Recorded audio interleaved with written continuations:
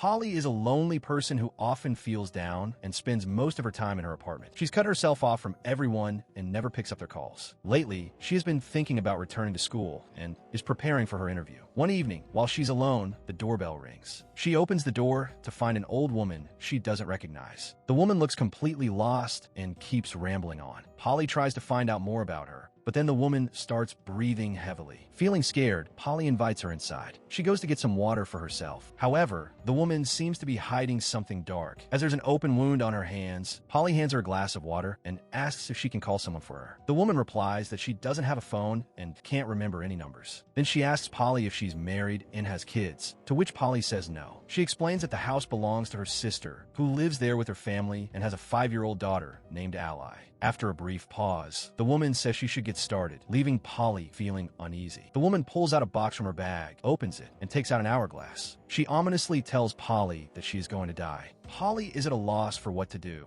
and the woman mentions that she used to know someone who lived in this house. Feeling desperate, Polly hears the woman say she needs to take action to avoid death. Having had enough, Polly starts to gather her things. The old woman warns her not to tell anyone about their encounter. Polly kicks her out, but then the woman calls her by name, which shocks Polly since she never introduced herself. The woman apologizes for her actions, but Polly quickly runs back inside and locks her doors. She quickly calls her mom and spills everything. But her mom thinks she might just be a confused old lady and tells her to concentrate on her interview. Polly steps outside and sees the box right in the middle of the road, but she doesn't do anything about it and heads back inside. She soon hops in the shower and starts picking out an outfit for the interview. While scrolling through her phone, someone starts coming into her room without her noticing. Out of nowhere, a disfigured woman calls for her, and she jumps in surprise. She dashes downstairs and calls her mom. She explains that she felt the woman's presence and heard her voice, but her mom brushes it off, saying she's probably just tired. Polly lights up a cigarette, but her mom reminds her that she promised to quit. Then, she slowly heads back upstairs and searches the whole room, but finds no one there. She tries to relax and sit down, but all her fears come to life when she sees the box right in front of her. She tells her mom about it, but her mom insists that Polly must have accidentally brought it back. Polly insists she didn't and opens the box. She pulls out the hourglass, but the sand isn't falling. She tells her mom about it, but her mom says she isn't her mother. Her voice starts to change, and she ominously says that Polly is going to die. The voice shifts again, and she begins to laugh maniacally. Polly quickly hangs up the phone and hears someone banging on her door. She sees her mom calling again and answers. The woman tells her that they know everything about her, detailing her personality and daily routine in one breath. Then, she urges Polly to check inside the box if she wants to avoid death. She explains that Polly must place 3 items in the box: something she despises, something she requires,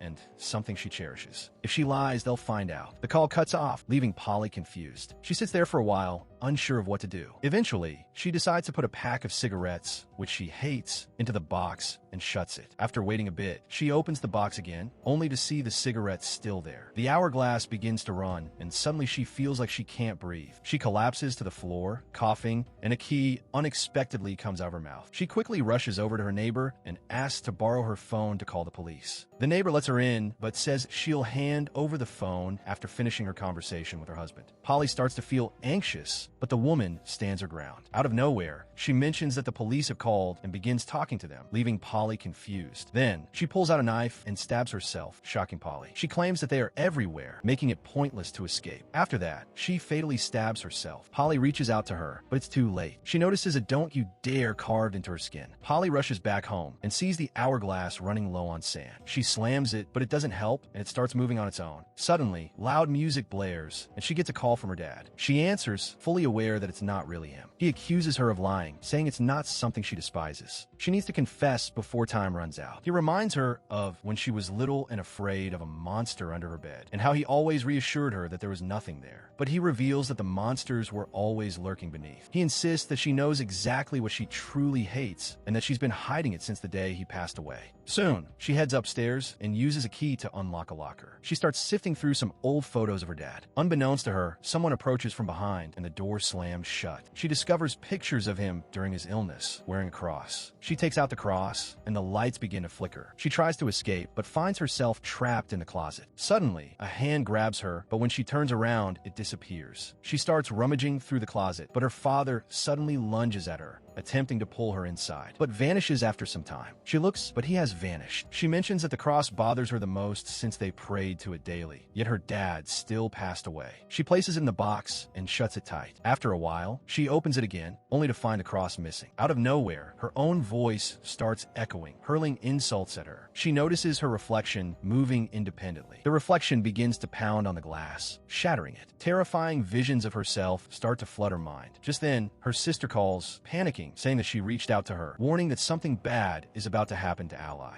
Polly sounds frantic, but then her sister mentions that she just parked outside her place. Polly insists it's not her, but the call suddenly drops. She attempts to dash outside, but the door locks itself. Every window in the house is sealed shut, leaving her feeling trapped. Desperate, she pleads with the box to reveal what she should do. Out of the blue, a tape begins to play by itself. The video clearly states that she must sever a toe. Horrified, she realizes that saving her family might require this sacrifice. She cuts off a toe and places it in the box. Immediately, she crawls to tend to the wound. Her disfigured mother reappears, terrifying her. When she opens the box again, she sees that her offering hasn't been accepted. Devastated, she receives a message saying she was mistaken. She approaches her reflection and inquires what they desire. The reflection replies that they want her finger. Lacking the strength to comply, she understands that this is the only way to save Ally. Summoning all her courage, she cuts off her finger, places it in the box, and bandages her injury. When she opens the box, she feels a wave of relief as the finger has been accepted. Soon after, the door unlocks as well. She quickly drives over to her sister's place. Rushing into the house, she finds it empty except for some blaring music. She heads to their bedroom, but they don't respond and appear completely out of it. In a panic, she dashes to Ally's room, only to find her in the same state. Polly breaks down in tears at the sight of her sister's lifeless form. She bolts out of the room, only to face the box again. All the phones in the house start ringing. She answers one, and it's Ally on the line.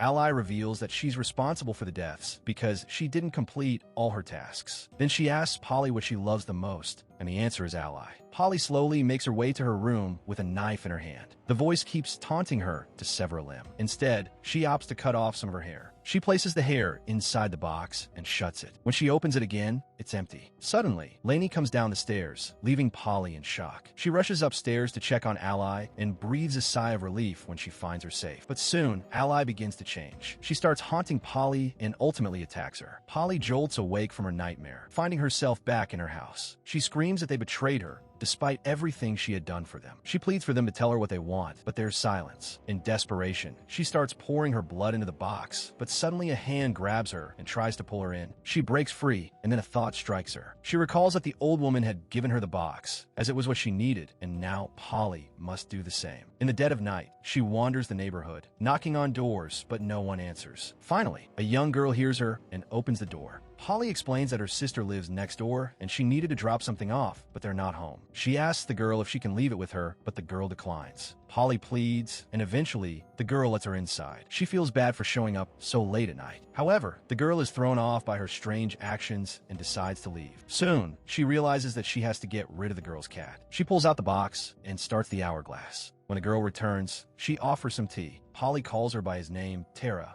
She's frightened because she has never shared her name before. Polly expresses regret for her actions, and Tara tells her to go away. She breaks down, revealing that she's been like this since she was a child, and nothing she does seems to change it. Tara inquires about her desires, and she admits that she wants this nightmare to end. She claims the box is hers now. Tara, fed up, insists that she leave. She stands up and warns her that she's going to die. Once home, she collapses in front of the fireplace, feeling drained. Suddenly, the old woman appears, looking completely disfigured. She warns that it wants her to kill her, or it won't leave them alone. They get into a struggle, and she manages to pin the old woman down and stabs her fatally. Polly asks the dying old woman why she chose her. The old woman replies that someone once knocked on her door, too, and left it behind. The box selects its owner and thrives on fear. Before she dies, she tells Polly not to be afraid, as fear is their only prey. Polly hears their screams echoing throughout the house, but it's too late. The sand has run out, and she finally surrenders. The next morning, Ally wakes up feeling fine. Lainey goes downstairs and discovers the house in disarray. Polly wakes up and realizes she's still alive. She checks her wound and sees that it has healed. Stepping outside, she finds the neighbor alive. She rushes to her sister's house, relieved to see Ally doing well. She tells Ally she'll be back soon, then heads to Tara's house and knocks on her door. Tara answers, and Polly asks her to return the box. Tara is confused. Polly mentions she can't join the game, but Tara responds that she doesn't know her, and they just returned to town this morning after their vacation. Polly, at a loss for words, begins to head back to Lainey's house. As she walks, she notices them playing outside. She pulls out a cigarette and lights it up. Out of nowhere, her phone starts ringing, and she checks it. It dawns on her that she's still trapped in her nightmare. Tara observes her from afar. The reality is, she was not being truthful. She is still engaged in the game. Moreover, she has killed both her parents and made sacrifices to them.